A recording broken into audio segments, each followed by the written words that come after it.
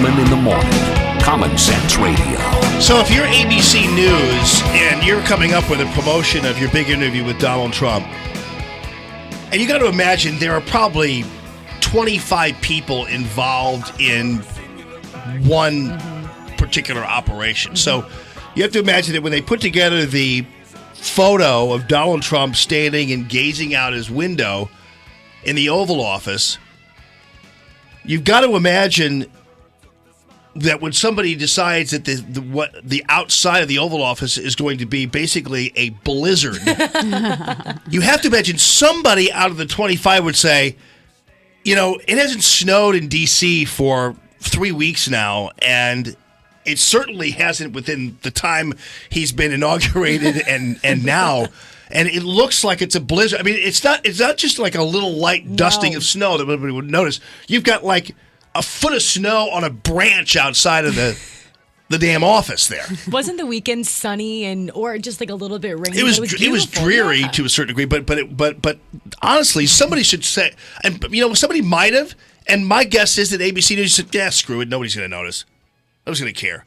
But I can't figure out, first of all, the other thing I can't figure out is if they did actually take the picture of Donald Trump in the Oval Office the way they did, why would they need to put a different view outside the window? Because you'd think that the view would be adequate as it is.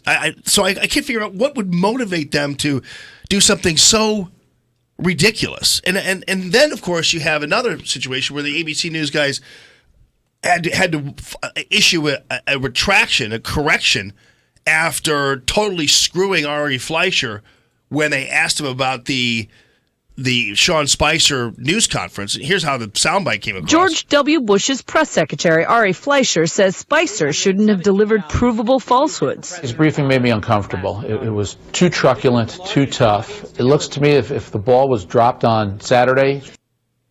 But they edited that part out where he said, but Spicer was absolutely correct to call out the news media who has basically been irresponsible. And they cut that part out, and then they had to issue a correction saying, sorry, we mischaracterized his statement, and we should have extended the bite, and we put the sound bite up on the web so you guys could see the full one. But it's 3 days into an administration. You have two pieces of corruption surrounding the ABC interview of him. Two. And then, of course, the only good news that came out of it is that ABC News has apparently discovered taxpayers. So that's pretty interesting. Today, you plan on signing the order to build the wall. Correct. Are you going to direct U.S. funds to pay for this wall? Will American taxpayers pay for the wall? Ultimately, it'll come out of what's happening with Mexico. We're going to be starting those negotiations relatively soon, and we will be, in a form, reimbursed by Mexico, which I've always said. So they'll pay us back? Yeah, absolutely, 100%. Yes. So the American taxpayer will pay for the wall at first? Yeah. That's the most David Muir has said the word taxpayer probably in his entire career. They finally are concerned about taxpayers. All right, so George Rosenthal's with me from Throttlenet. How you doing, buddy? Thank you so much for your support of the show. Oh, absolutely. Thank you so much for having me. Again, I appreciate it. I'm just such a fan. Everybody at Throttlenet's we're big fans of you and the station, so it's a pleasure to be here. I love talking about you guys, and you guys know what I oftentimes talk about is the fact that they're all profit shares, which I think is a great business model.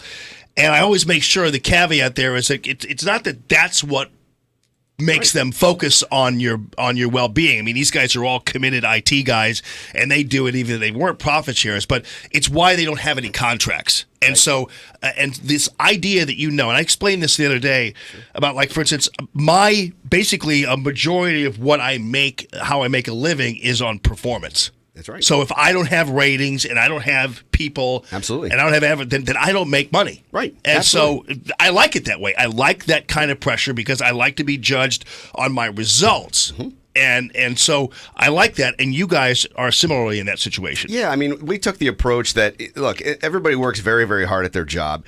there's nobody wants to be micromanaged. Nobody wants to be treated as if they're lesser than you are. This is a team. And again, in this country, just like the way the politics are going, we need to work together. Everybody needs to work together. So the way that you do that is not by threatening. You don't grab them by the ear and sit them down and say, you better do this, or it's not like that. In fact, we need to make sure that our customers are treated the best way possible, just like everybody wants to be treated. But instead of doing it with force, you have to get everybody involved. So everybody at Throttlenet's involved in the process, in the system, in the way that the customer is treated. And so everybody ends up winning. Now, you have to put some onus with that on us. And so we dropped all contracts. There's no reason to have... Everybody hates contracts. I can't stand them.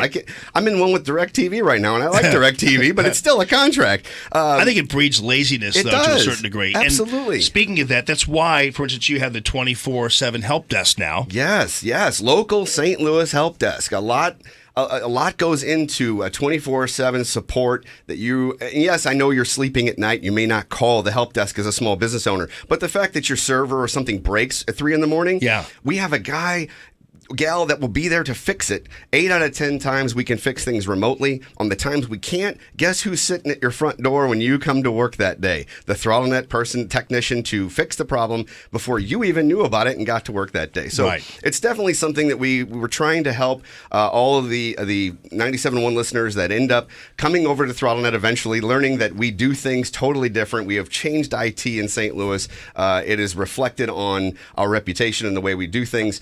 And it's also reflected in the way our team handles everybody. So 24/7 help desk, and along with that, now is the ability to do mobile applications. Before, mobile applications were very, very expensive. Now, a small company can afford a mobile app on your iOS or Android device. So, so times are changing. No doubt about it. Well, buddy, listen, thank you so much. George Rosenthal with the awesome company Throttlenet, and you can check them out on the web, Throttlenet.com, for all your IT needs. And there's a reason. I mean, even if you listen to George talk, you know exactly what's up. These guys have a lot of enthusiasm, a lot of passion for what they do, and that translates to great service for you. Check it out on the web, Throttlenet.com. George, have a great day, buddy. Thanks so much. Appreciate it. Thanks so much. See you on TV, because we'll talk more about the hacking issue on the Allman Report.